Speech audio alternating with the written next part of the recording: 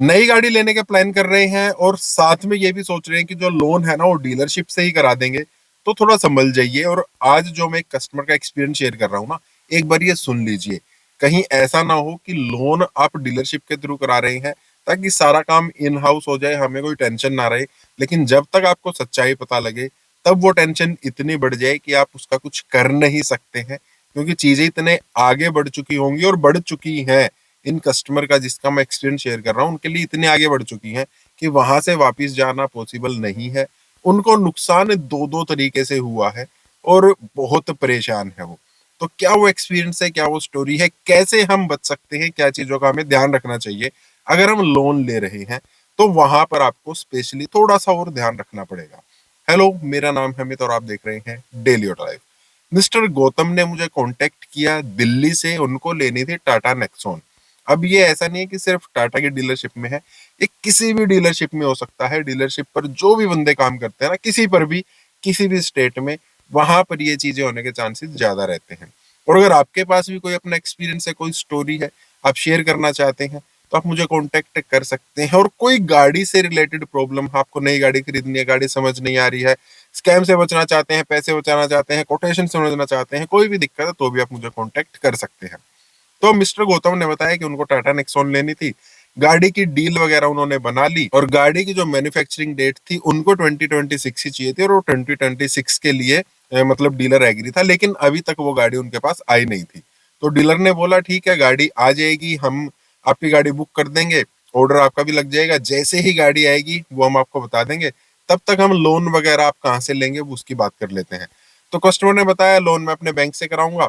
अब डीलरशिप के जो बंदे थे उन्होंने बोला सर आप बैंक से क्यों करा रहे हैं, इन हाउस यहीं पर कराइए, सेम बैंक से सेम इंटरेस्ट रेट पर हम आपका यहीं से करा देंगे, आपको कहीं घूमने की जरूरत ही नहीं है। तो बोले चलो ठीक है, बैंक वाले बंदे को बुला दो। उन्होंने बैंक वाला बंदा बुला दिया। अब वो जो डॉक्यूमेंट वगैरह थे वो सब बैंक वाला नहीं लेकर आया, मतलब वो सेल्स पर्सन था, वही लेकर आ गया कि ये आपके डॉक्यूमेंट है और यहाँ पर आपको मतलब साइन वगैरह करने हैं। उनसे उनका आधार कार्ड, पैन कार्ड वगैरह सब ले लिया गया, जो भी फॉर्मेलिटीज थी, कि सर जब तक गाड़ी आएगी तब तक आपका जो लोन है वो भी पास हो जाएगा।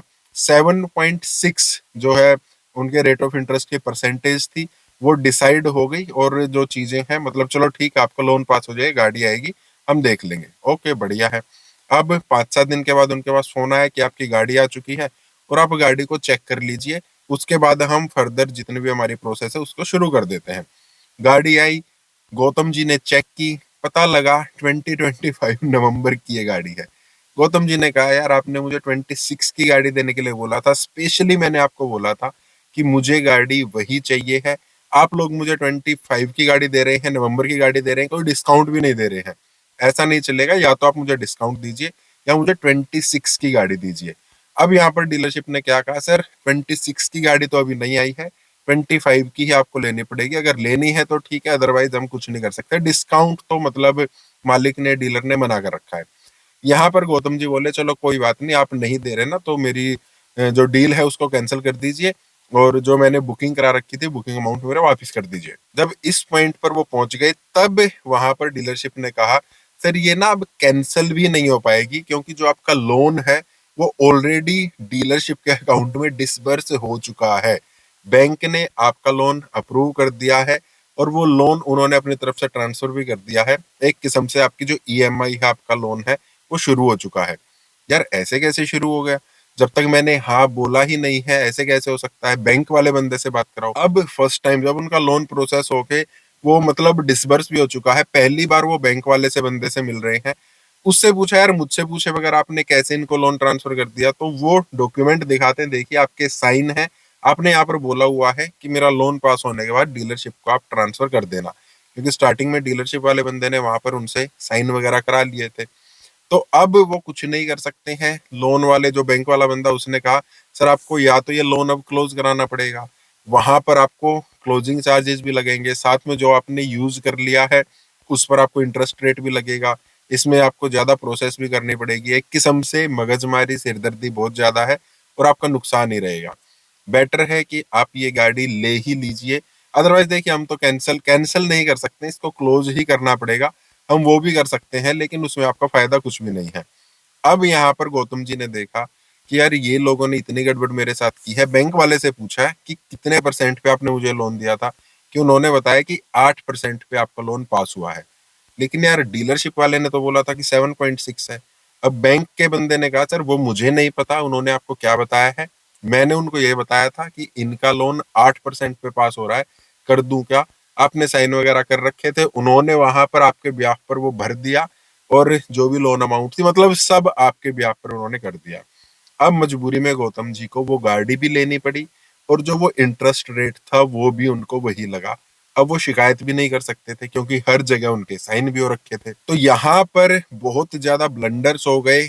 आपको क्या ध्यान रखना है, क्या गलती गौतम जी ने की है? सबसे पहली बात, अगर आप इन हाउस मतलब डायरेक्ट डीलरशिप के थ्रू आप लोन करा रहे हैं, पहले एक बार आप अपने बैंक से बात कर लीजिए वो कितने परसेंट पर हमें दे रहा है।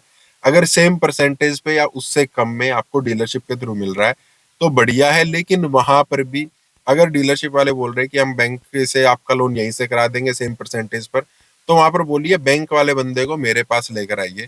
क्योंकि बहुत बार क्या करते हैं, वो बैंक वाले से फोन पे बात करा देते हैं, डॉक्यूमेंट वगैरह सब खुद डीलरशिप पर जो बंदे हैं ना वो खुद लेकर आते हैं, आपसे साइन करा लेते हैं और अपनी तरफ से फिर वो उसमें भर देते हैं, क्योंकि डीलरशिप का भी कमीशन रहता है अगर थोड़ा सा हायर इंटरेस्ट रेट लग जाता है। तो बैंक वाले से आपको सामने बात करनी है, और डॉक्यूमेंट में जो भी वो आपको रेट ऑफ इंटरेस्ट बता रहा है वो आपको अपने हाथ से फिल करना है, उसके हाथ से फिल नहीं कराना है, ताकि कल को वो कहीं और अपने हाथ से फिल ना कर दे। अगर ऐसा है तो इस केस में आप बता सकते हैं देखिए मैंने ये फिल कर रखा आपके सामने बैठकर, तो इंटरेस्ट रेट यही लगेगा। सबसे पहला तो ये। दूसरा, आपको पहले ही बैंक वाले बंदे से ये पूछ लेना है जो कि गौतम जी ने नहीं पूछा था, कि ये लोन पास कब तक हो जाएगा, उसके बाद फर्दर प्रोसेस क्या रहेगी। क्योंकि अभी मुझे जस्ट लोन पास कराना है, गाड़ी आई नहीं है। ऐसा कैसे हो सकता है कि जब तक मैं नहीं कहूंगा ये लोन जो है डीलरशिप को नहीं जाएगा, वो प्रोसेस मुझे समझाइए। हर बैंक की थोड़ी सी अलग प्रोसेस होती है, लेकिन वहां पर आपको उनको स्पेशल बोलना है। और जब वो प्रोसेस समझाएंगे आपको ये भी बोलना है जब तक मैं नहीं कहूंगा। क्या मेरे कहीं साइन होने हैं क्या जब इनको डिसबर्स होगा? उससे पहले मेरे कहीं साइन होने हैं, वो मुझे दिखाइए। कौन सा वो फॉर्म है जहां पर साइन होने हैं? अभी मेरे साइन वहां पर नहीं होंगे। और जब तक मैं नहीं कहूंगा मेरा पैसा कहीं भी ट्रांसफर नहीं होगा। मेरा लोन पास होना एक अलग बात है, डिसबर्स होना एक अलग बात है। पास का मतलब है कि बैंक ने बोल दिया है ठीक है आपके बिहाफ पर 5 लाख, 6 लाख, 4 लाख, 10 लाख जो भी आपने लोन का है, कि इतना लोन हम आपको दे देंगे, ये आपका पास है, हम इसके लिए हाँ कर रहे हैं। डिसबर्स का मतलब है जब आप बोल दोगे कि ठीक है ये पास था ना, अभी आप इनको दे दीजिए, तब वो डिसबर्स होता है। तो आपको पहले ही उस चीज के बारे में बात करनी है कि जब तक मैं नहीं कहूंगा ये लोन डिसबर्स नहीं होगा। और यही चीज गौतम जी ने मिस कर दी, और यही चीज हमें ध्यान रखनी है। डायरेक्ट बात करनी है, बिल्कुल डायरेक्ट, बीच में वो बंदा नहीं रहेगा। और अगर आपको 1% का भी ये लगता है कि कुछ ना कुछ घोटाला, कुछ ना कुछ गड़बड़ चल रही है, तो तुरंत वहां से हट जाइए, बोलिए मुझे आपसे लोन कराना ही नहीं है, मैं डायरेक्ट अपने बैंक से कराऊंगा। तो ये चीजों का अगर आप ध्यान रखेंगे ना तो बच जाएंगे। बहुत सारे लोग हैं जो लोन के मामले में भी गाड़ी लेते टाइम कहीं ना कहीं नुकसान कर लेते हैं। फिर से आपसे कह रहा हूँ, आपका कोई भी एक्सपीरियंस है कार बाइंग से रिलेटेड, अच्छा है बुरा है, आप शेयर करना चाहते हैं कॉन्टेक्ट कर सकते हैं। गाड़ी खरीदने से रिलेटेड कोई भी हेल्प चाहते हैं तो भी मुझे कॉन्टेक्ट कर सकते हैं। बाकी इस टाइप के वीडियोस का फिर लाइक करना, चैनल को सब्सक्राइब करना। मिलती है नेक्स्ट वीडियो में। Thank you, bye bye.